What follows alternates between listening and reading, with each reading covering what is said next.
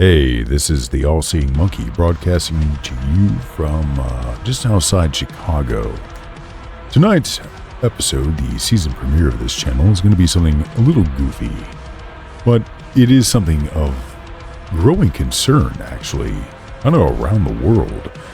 Now, I've been watching a lot of videos. I ended up deep diving this after kind of becoming aware of it myself.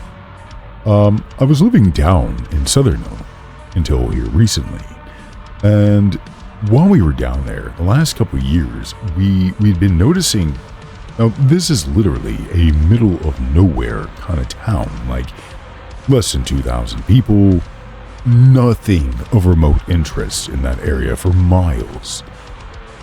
And every night we would notice just, we call quote unquote drone activity. And it doesn't take much to spot one. You go outside, you'll be looking up, and you'll be looking around at the stars, and the first thing that kind of started catching my eye was probably about 2 years ago. I'd started noticing, I don't remember those stars being there, but, I didn't really stand there and stare at them, and I just kind of look at them and like, whatever. And then there'd just be like a new really bright one, and I'm like, whatever, maybe it's just a satellite or whatnot. But lately, especially this last year and a half, it went from just being, you just see one and it looking a little sus, to suddenly you notice that there are, first off, dozens of these.